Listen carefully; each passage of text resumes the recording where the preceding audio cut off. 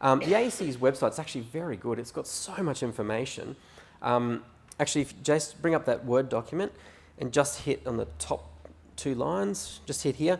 So for example, House of Review, if you click, that's just a hot link. This is the AEC website. Let's just scroll up a little. Come up a little bit more. Here it tells you exactly what you have to do. Come up a bit more, it tells you what's a formal vote. It also, come up a bit more, what's the informal votes. It says it's a blank or unmarked, and it goes through each one.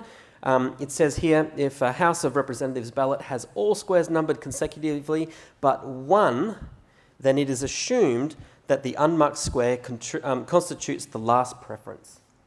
So you see how that works, and therefore it's valid.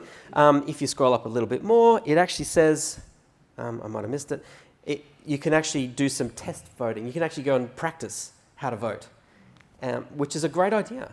But we very rarely even look at these tools, but they are there. Anyway, just for an example.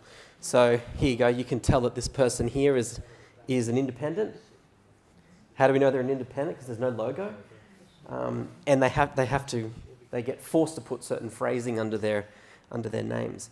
It's really quite an evil when I look at it and I go, how did we let all this happen? Because they've literally gone through and gone, oh, we can get an advantage there. Oh, we can get an advantage here. We can get an advantage there. And these are laws that actually go through the lower house, ascend up the top, get approved through the Senate without us knowing, though they're right there in front of us. And then next minute, there it is. It's now in law, and now we suffer as a result. So we actually do elect the misery that we happen to be in, but we also can elect the salvation that comes out of it if we choose the right leaders to actually rebuke a lot of this and push back. So make no mistake, when you vote here, you're voting for everyone in that column.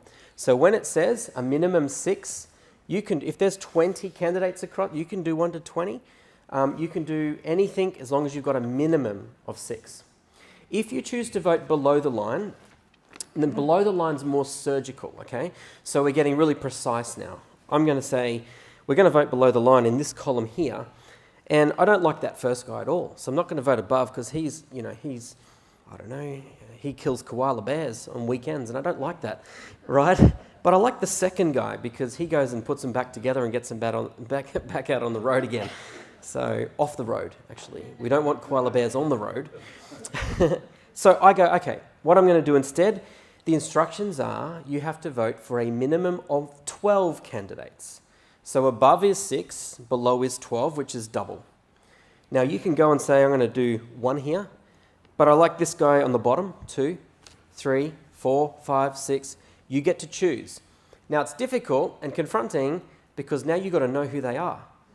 And you may have heard me say in one election there was 122 candidates, that whopping great long ballot, biggest we've ever had, and there were only 21 that actually had values that I shared.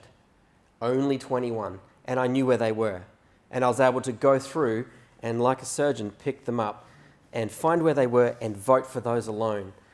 Incidentally, I sent that information out to lots of organisations who weren't interested because they went, LNP will save us. And here we are. Here we are.